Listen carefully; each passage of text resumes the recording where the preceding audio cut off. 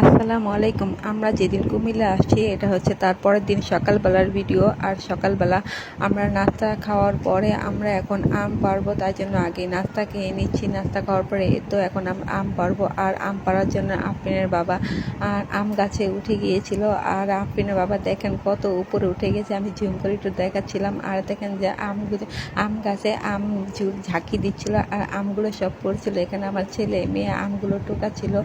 আর ভাগ্যে যে আমার নানির বাড়ি গ্রামে ছিল, তাই আমরা কিন্তু গাছ থেকে আম পেড়ে খেতে পারছি, ডাব পেড়ে খেতে পারবো। আর নানি বেঁচে থাকলেই কিন্তু নানির বাড়িতে যেতে ভালো লাগে, আর নানি না থাকলে কিন্তু নানির বাড়িতে আর যাওয়া হয় না। তাই আল্লাহ আমার নানিকে অনেক বছর বাঁচিয়ে রাখুক, সেই দোয়া করি। যাই হোক, এখানে দেখেন আপনার বাবা কত উপরে উঠে গিয়েছে আম পাড়ার জন্য, একদম আগায় উঠে গিয়েছিল আম পাড়ার জন্য। তাই আমি একটু জুম করে ভিডিও করছিলাম। আর সে দেখেন কীভাবে গাছটা পুরো ঝাঁকি দিচ্ছিল, আর সে ঝাঁকি দিচ্ছিল আর আমগুলো সব পড়ছিল। আর এখানে আমার ছেলে খুবই খুশি হয়েছে আম দেখে, এত আম পড়ছিল, সে আমগুলো টোকাচ্ছিল। মাশাআল্লাহ, দেখেন সে আম এনে কোথায় রাখবে, এই যে ঝুড়িটার ভিতরে আম রাখছিল। আর আমার নানি ওকে দেখিয়ে দিচ্ছিল যে এখানে রাখো। আর এই তো আমরা সবাই মিলে আম টোকাচ্ছিলাম। আর এই তো আমি আম টোকাচ্ছি, আমগুলো খুবই ভালো লাগছিল দেখতে। আর এই দেখেন আমরা কতগুলো আম পাড়ছি, আর এগুলো একদম গাছ পাকনা আম, খুবই দেখতে ভালো লাগছিল, খুব সুন্দর লাগছিল দেখতে, আর খেতে কিন্তু খুব ভালো লাগছিল। যাই হোক, আমরা অনেকগুলো আম পেরেছি। এইটা হচ্ছে আমার নানির বাড়ির গাছের কাঁঠাল। আর আমার নানির বাড়িতে কিন্তু অনেকগুলো কাঁঠাল গাছ আছে, প্রায় 4-5টা কাঁঠাল গাছ। আর সবগুলো কাঁঠাল গাছে কিন্তু মাশাআল্লাহ অনেক কাঁঠাল ধরেছে। আর এখন যেহেতু আম কাঁঠালের সিজন, সবার বাড়িতে বাড়িতে আম কাঁঠাল পুরোই ভরপুর আছে। আর এখানে আমি আম খাচ্ছিলাম আর আপনাদের সাথে দেখাচ্ছিলাম কাঁঠালগুলো। আর এটা হচ্ছে আমার নানির বাড়ি, মানে পুরো বাড়িটা দেখাচ্ছি আপনাদের সাথে। আর অনেক বড় জায়গা নিয়ে বাড়িটা, পুরো অনেক বড় জায়গাতে বাড়িটা করেছে। আর এই তো কত বড় উঠান দেখেন। আর এই তো অনেক বড় বাড়ি। আর এখানে আমার মা লাকড়ি চুলায় রান্না করছিল। আর লাকড়ি চুলায় কিন্তু যেই জিনিসই রান্না করুক না, কিন্তু খেতে কিন্তু খুবই ভালো লাগে। আর যেটা ভর্তাবাজি হোক, খুবই ভালো লাগে, খুবই মজা লাগে খেতে, একটা অন্যরকমের স্বাদ থাকে লাকড়ি চুলায় রান্না। তারপরে তো আম পাড়া শেষ হয়েছে, এখন আমরা ডাব পেড়ে খাবো। তাই জন্য আফরিনের বাবা তো আর ডাব গাছে উঠতে পারবে না, তাই সে একটা বাঁশের ভিতরে দাও বেঁধে নিয়েছে। তারপরে সে আম গাছে উঠে এই ডাবগুলো সব পেরেছে, দেখেন কতগুলো ডাব পেরেছে। আর এখন আমরা ডাব খাবো, মানে এই কচি কচি ডাবগুলো খেতে যে কী ভালো লাগছিল। আর এখানে আফরিনের বাবা আমাদের ডাব খেতে দিচ্ছিল, আর আমরা এখন ডাব খাবো। আর গ্রামে আসলে কিন্তু এই ডাব খেতে কিন্তু খুবই ভালো লাগে, আর ডাব না খেলে কিন্তু চলে না। আর এখন যেহেতু আম কাঁঠালের সিজন, তাই এই সময় কিন্তু গ্রামে গেলে কিন্তু খুবই ভালো লাগে।